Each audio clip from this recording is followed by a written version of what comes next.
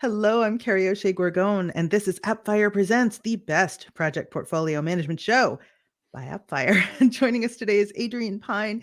He's been a project professional for more than 30 years. He's here to answer the question, how can I gain value from project agility? And Adrian would know he's led change in 11 industries and in the public sector in the UK and abroad, and is the author of the book Agile Beyond IT, How to Develop Agility in Project Management in Any Sector. So stick around for 10 minutes of awesome.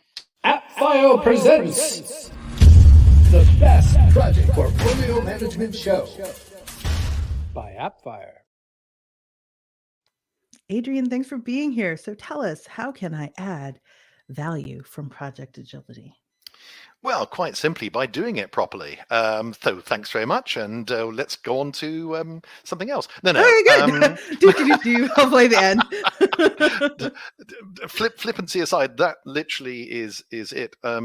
Agility itself is really built into the DNA of agility, and I'm talking about based on an adaptation of the Agile Manifesto.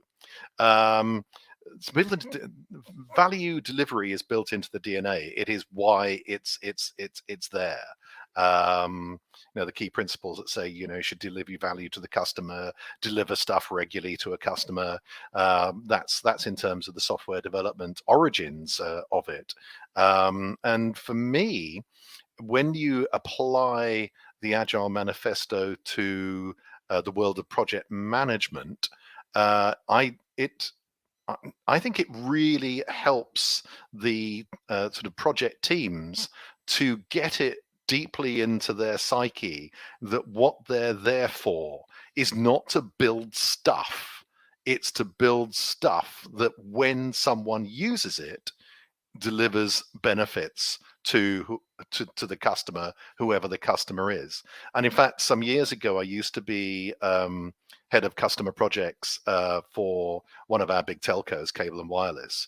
And when I went in, one of the big cultural changes that I wanted to achieve with the team was to get them realizing that they weren't in there delivering boxes to the clients. I said, basically what we're about is delivering value. And that means we don't get paid until the client gets their stuff, and they don't pay us until they're able to use that stuff successfully and get the benefit that they're expecting to get. So there's the customer benefit and there's the cable and wireless revenue, which pays everyone's wages. So easy to forget, though, because you're just like, if your job is to do things, you're just going to do them, and you're very rarely, in some cases, thinking about the person on the other side of what it is you're delivering.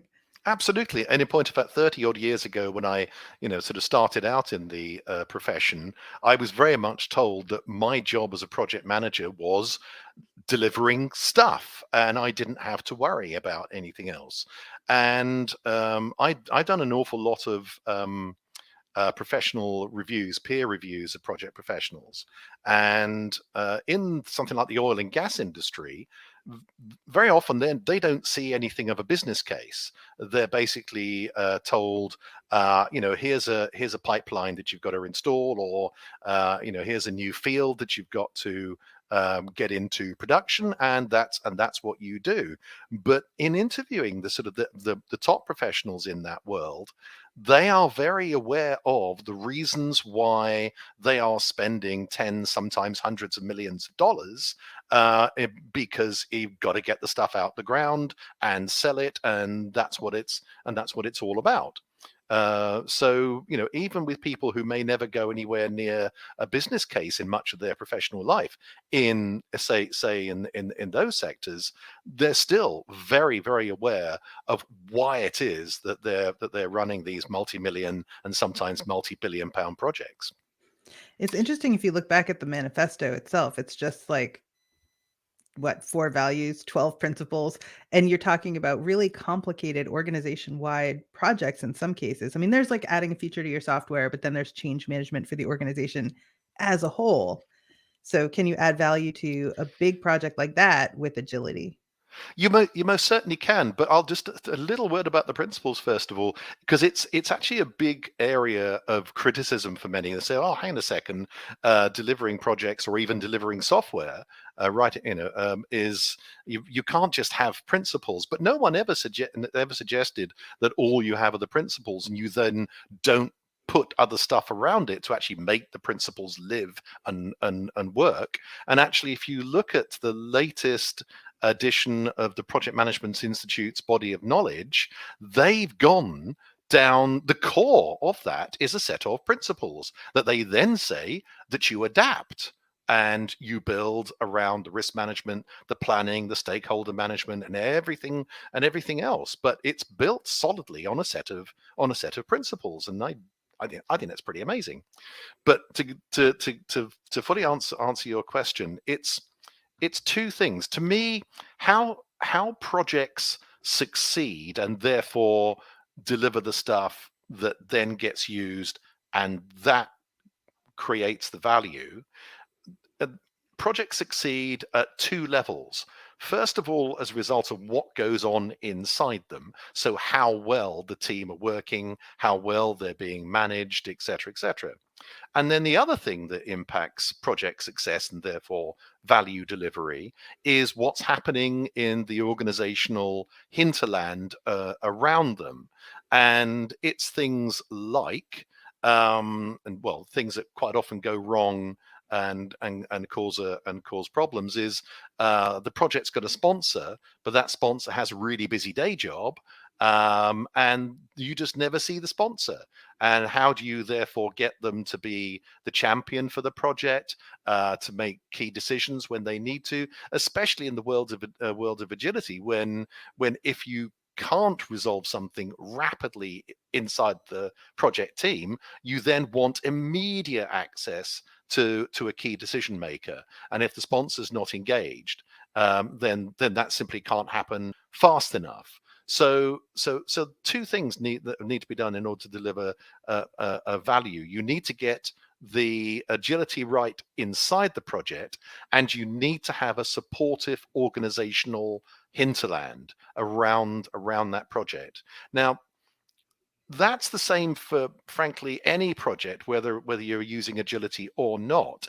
It's just that because agility sets out to be as much about people and behaviors and culture as it is about process, then the culture of that surrounding organizational landscape is even more important than in, and I know I've got colleagues who will hate me using this phrase, traditional project management. Sorry, Adrian Dooley, if you're listening.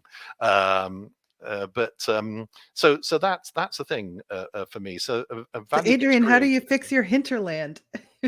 Well, it is interesting because there's a lot been written in the last few years and research around something called the projectization of work.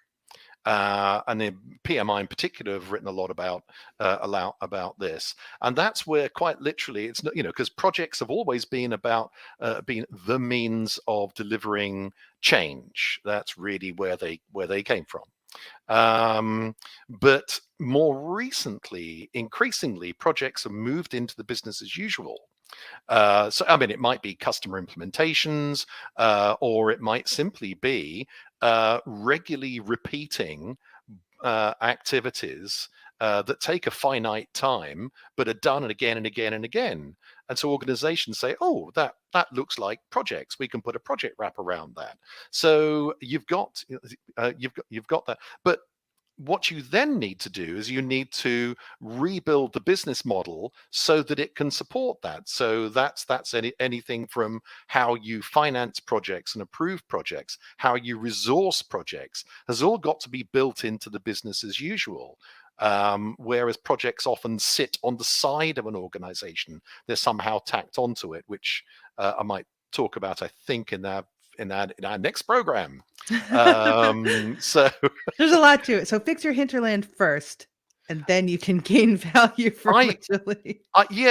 Actually, I would say the answer is yes, because I have never seen a really successful adoption of agility into the world of projects that hasn't been driven top down. Bottom up just is, I've never seen it succeed.